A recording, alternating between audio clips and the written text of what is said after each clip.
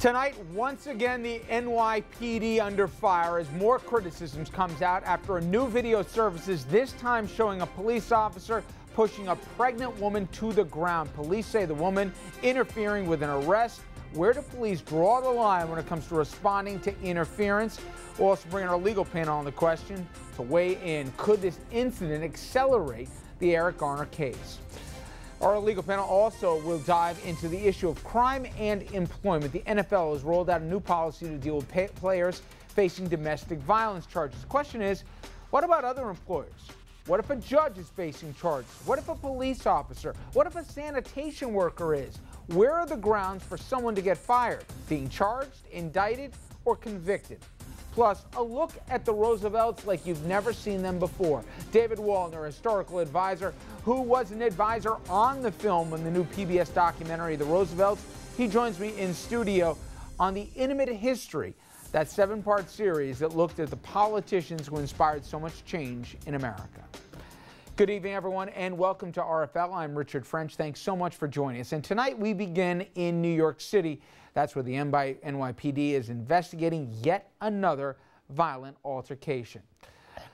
This video you see here captured officer tackling a 43-year-old woman, Sandra Amezitois. She was 5 months pregnant at the time, and she stands all 5 feet 4 inches. She suffered vaginal bleeding, still has bruises on her arms from Saturday's incident, and police say she tried to intervene during the arrest of her son, who was allegedly being roughed up by the cops for carrying a knife. She was given a summons for disorderly conduct, and her husband was arrested for assaulting an officer. Sanford Rubenstein, who is also the attorney in the Eric Garner case, he's also the attorney in this one, and he's praising the person who captured the video.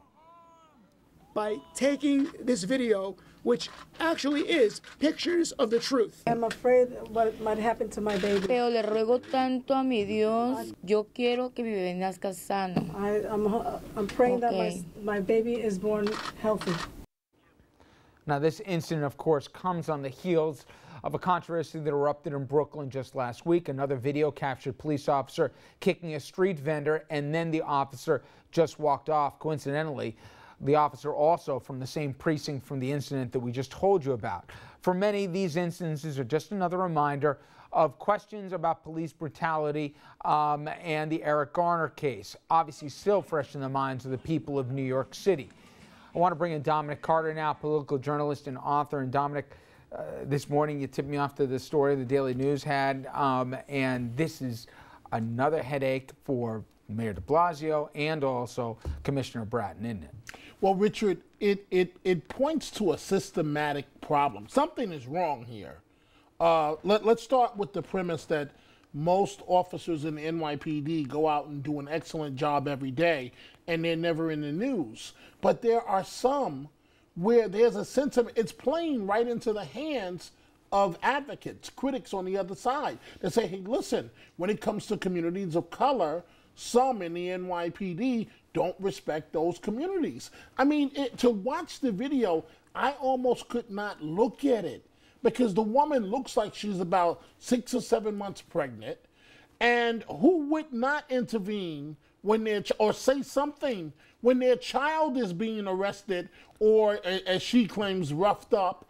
And to watch the officer grab the woman like she was almost a rag doll, throw her to the ground with all of his weight on top of her, like with her stomach going first, like he's tackling her to the ground.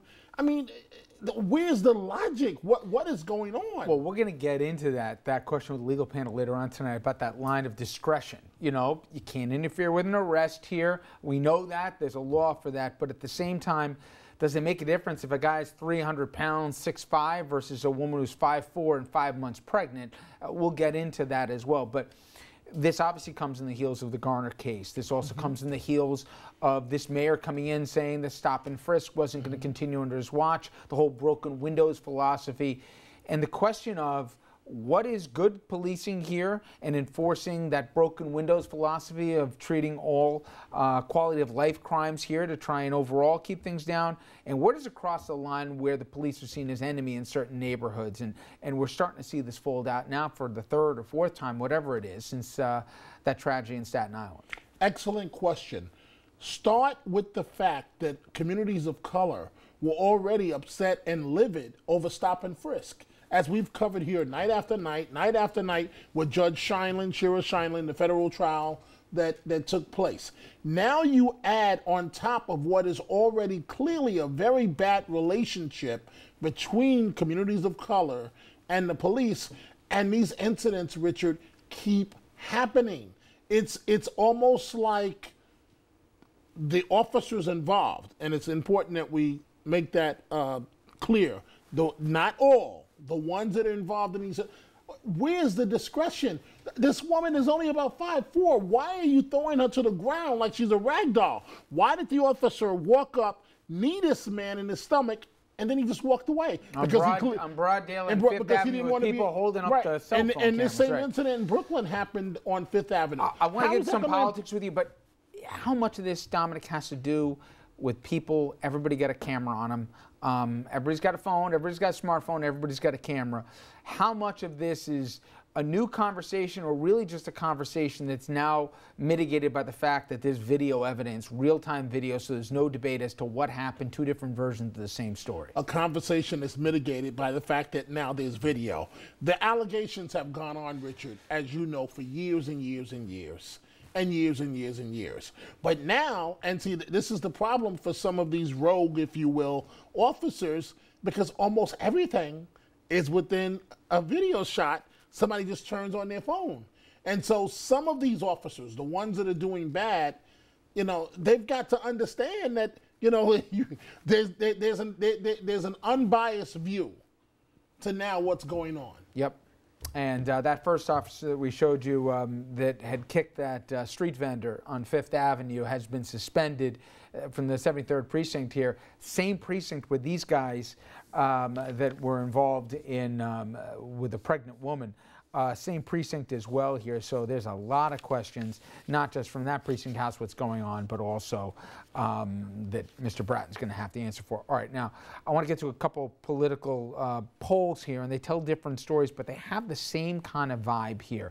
You got two governors, Chris Christie and Andrew Cuomo. In fact, today you saw them together because they were talking about as it related to safety precautions in the wake of some terroristic threats, but they also share an uncommon or unfortunate reality when it comes to the poll numbers. Andrew Cuomo seeing a dip in the polls when it comes to his approval ratings. Same thing with the governor of New Jersey. Chris Christie's approval rating dipped for the first time in 6 months. New Monmouth University poll shows the governor, he's got an approval rating of 46%, down from 50%, which was kind of his watermark that he was back in June. And when it comes to a run for the White House, 3 out of every 4 people in New Jersey think that he is going to run in 2016. And they don't really think that it's in the best interest of their state that he do so. Then you go across the river to New York, where Governor Cuomo's approval rating dropped to its lowest point since he took office, Dom, where 42% of New Yorkers said the governor is doing an excellent job, while 56% say his job is fair. Now, the governor's still blowing out his Republican challenger, Rob Astorino. This Marist poll showing him with an advantage in about 25 points for a margin here. So there's no debate if the election today that he wins and wins going away. But both of these guys have aspirations beyond Trenton and Albany, respectively.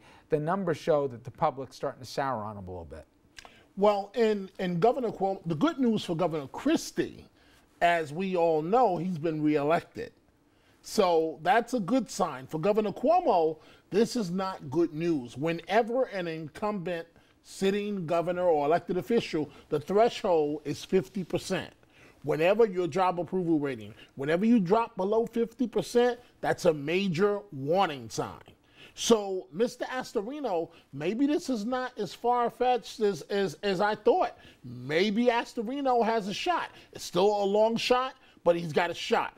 You know, should Cuomo mess up in a debate, or there's one more incident or a possible indictment that comes out of the Moreland investigation, it could turn the tides of this race. Just imagining Bill O'Reilly, Jessica Prouder, TJ. They would fall off their chair. You know. They would literally fall off their chair. Dominic, keep talking. All right.